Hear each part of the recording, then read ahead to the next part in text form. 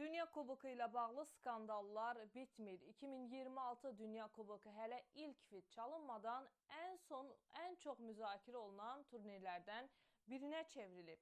Turnirə qatılan ölkələrin milli komandaları, baş məşqçiləri və hətta FIFA'nın rəsmi hakimləri belə Amerika sərhəd keçid məntəqələrində və hava limanlarında ard-arda ciddi problemlərlə üzləşiblər.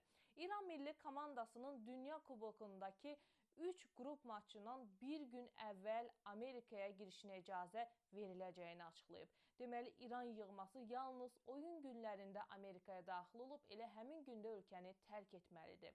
İran Futbol Federasiyası qrup oyunları üçün onlara ayrılan bilet kvotasının da Amerika tərəfindən ləğv edildiyini deyir. Federasiya bildirib ki, İran Futbol Federasiyasına ayrılan kvota geri götürülüb və mövcud şəraitdə federasiya azarkeşlər üçün bir dənə də olsun bilet təmin edə bilmir. İran həmçinin heyətdə yer alan 15 inzibati idarəçi şəxsin vizalarının ABŞ tərəfindən təsdiqlənmədiyini və onların ölkəyə girişinin bloklandığını açıqlayıb. Artan gərginlik səbəbindən İran millisi komandası əvvəllər ABŞ-nin Arizona ştatında planlaşdırılan hazırlıq düşərgəsini də ləğv edərək düşərgəni Meksikanın sərhəd şəhəri olan Tijuanaya köçürmək məcburiyyətində qalıb.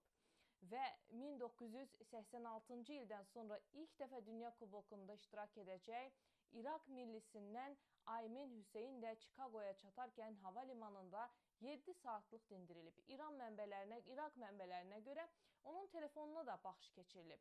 Komanda Çikaqo hava limanına endikdən sonra Hüseyn ayrıca təhlükəsizlik yoxlamasından keçirilib.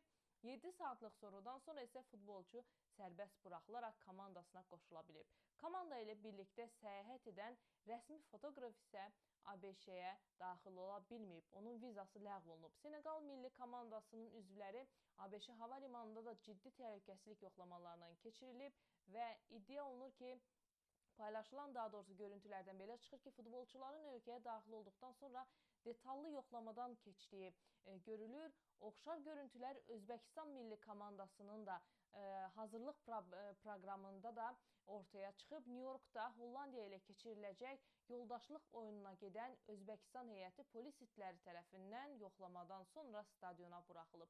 Dünya Kubokunda Özbəkistan millisinin baş məşqçisi İtalyan keçmiş futbolçu Fabio Cannavaro da hava limanında təhlükəsizlik tərəfindən saxlanılaraq yoxlanılıb. İsveçrə millisinin 29 yaşlı hücumçusu Kamerun əsilli Barel Embola da viza problemi ilə üzləşib. Daha sonra isə o səfirliyə müraciət edib. Səfirliyə müraciətindən sonra isə onun vizası yenidən təmin edilib və 2026 FIFA Dünya Kubokunun açılış maçında ev sahibi Meksika ilə qarşılaşacaq Cənubi Afrika millisinin ABŞ-yə planlanan səfəri də bəzi oyunçuların, rəsmilərin viza problemi səbəbindən ləğv olunub. Cənubi Afrika İdman naziri bu vəziyyəti biabırçılıq adlandıraraq məsul şəxslərə qarşı hüquqi addımın atılmalı olduğunu deyib.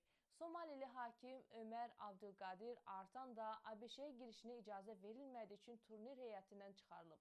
O, Miami'də hava limanında ölkəyə buraxılmayıb. Somali, Trump administrasiyasının səyahət qadağasından təsirlənən 39 ölkə sırasında yer alır. Afrika Futbol Konfederasiyasının tərəfindən, daha doğrusu 2025-ci ilin ən yaxşı kişi hakimi seçilən Artan Dünya Kubokunda ilk Somalili hakim kimi tarixə düşməyə hazırlaşırdı.